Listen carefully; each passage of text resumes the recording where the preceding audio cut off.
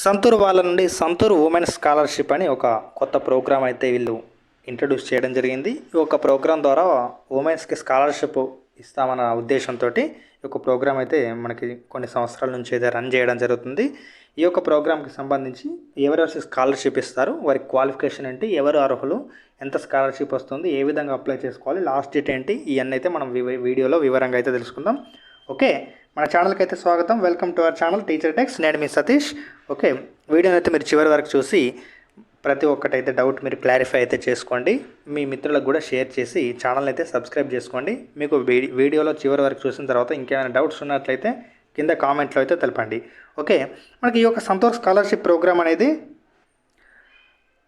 గర్ల్స్కి అయితే ఫైనాన్షియల్ సపోర్ట్గా ఉండడానికి, డిసడ్వాంటేజ్ బ్యాక్గ్రౌండ్స్లో ఉన్న వారికి అయితే హెల్ప్ఫుల్గా ఉండడానికైతే ఈ యొక్క స్కాలర్షిప్ అయితే ఉద్దేశించడం జరిగింది. ఇక్కడ హయ్యర్ ఎడ్యుకేషన్ ఆఫ్టర్ గ్రేడ్ 12 అంటే ఇంటర్మీడియట్ సెకండ్ ఇయర్ కంప్లీట్ అయిన తర్వాత ఈ యొక్క స్కాలర్షిప్ అయితే వీళ్ళు ఇవ్వదలుచుకున్నారు. Okay, this year the Santoor scholarship will extend financial support to 1500 eligible girl students. అంటే ఈ సంవత్సరం ఇంకొక కొత్తగా 1500 ఎలిజిబుల్ గర్ల్ స్టూడెంట్స్కి ఎక్కువ ఇస్తున్నట్టు తెలియజేయడం జరిగింది. Across the states of Andhra Pradesh, Telangana, Karnataka and Chhattisgarh. ఈ యొక్క 4 రాష్ట్రాలు అంటే ఆంధ్రప్రదేశ్, తెలంగాణ, కర్ణాటక, ఛత్తీస్గఢ్, ఈ యొక్క 4 రాష్ట్రాల్లో ఈ యొక్క స్కాలర్షిప్ వాళ్ళు అయితే ఎలిజిబుల్.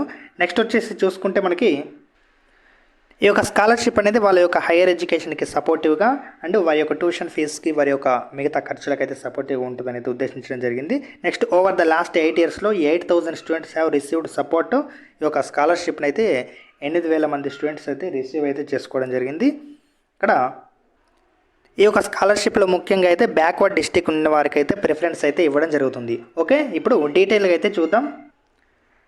నెక్స్ట్ ఈ స్కాలర్షిప్కి వచ్చేసి మనకి ఎలిజిబిలిటీ ఏంటంటే లోకల్ గవర్నమెంట్ స్కూల్లో 10వ తరగతి పూర్తి చేసి ఉండాలి. అంటే వాళ్ళ దగ్గరలో ఉన్న ప్రభుత్వ పాఠశాలలో 10వ తరగతి పూర్తి చేసి ఉండాలి. నెక్స్ట్ వచ్చేసి passed class 12 from A government school లేకపోతే junior college.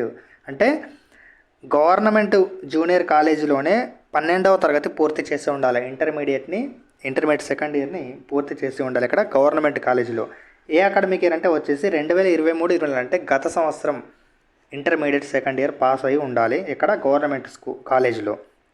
Next enrolled in a full time graduate programme beginning from 24-25 అంటే ప్రస్తుత అకాడమిక్ ఇయర్ 2024-25లో గ్రాడ్యుయేట్కి అయితే ఎన్రోల్డ్ అయ్యి అయితే ఉండాలి. ఇది మనకు ఎలిజిబిలిటీ వచ్చేసి. నెక్స్ట్ ఈ యొక్క స్కాలర్షిప్ అమౌంట్ వచ్చేసి ఎంత ఇస్తారంటే సంవత్సరానికి వచ్చేసి 24,000 అయితే ఈ యొక్క స్కాలర్షిప్ అయితే ఇవ్వడం జరుగుతుంది. దీంట్లో సెలెక్ట్ అయిన వాళ్ళకి వాళ్ళు ఎక్కడి వరకు అంటే till they complete there course of study, ఆ యొక్క గ్రాడ్యుయేషన్ వాళ్ళు డిగ్రీ పూర్తయ్యే వరకు సంవత్సరానికి 24,000 అయితే ఇవ్వడం జరుగుతుందని ఇక్కడ తెలియజేయడం జరిగింది. Students are permitted to utilise the scholarship for tuition fees, other expenses incidental to education. వారి యొక్క ఎడ్యుకేషన్కి సంబంధించి ఈ యొక్క స్కాలర్షిప్ని అయితే యూజ్ చేసుకోవచ్చు.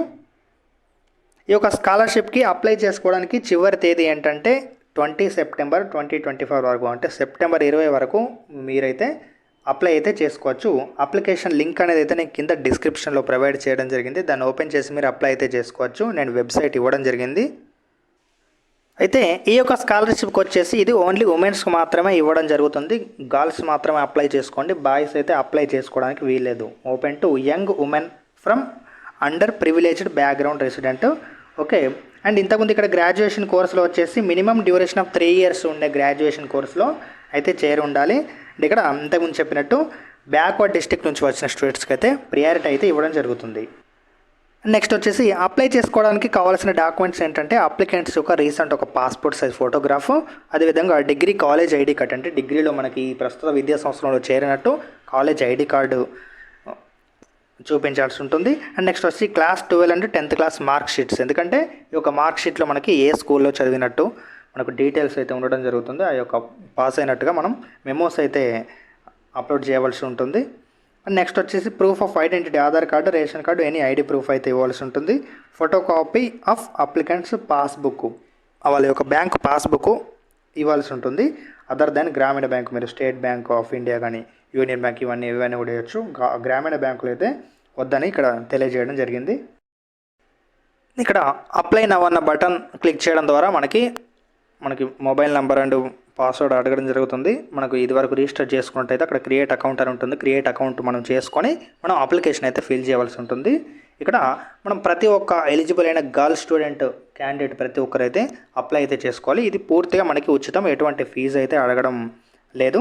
ఇక్కడ అండ్ టర్మ్స్ అండ్ కండిషన్స్లో మనకు ఒకటి తెలియజేయడం జరిగింది. Submitting an application doesn't guarantee the scholarship will be avoided. అంటే అప్లై చేసిన ప్రతి ఒక్కరికి గ్యారంటీగా స్కాలర్షిప్ ఇస్తుందని మనకి ఇక్కడ గ్యారంటీగా ఏం లేదు అని కూడా తెలియజేయడం జరిగింది. కాబట్టి మీరైతే అప్లై అయితే చేసుకోండి.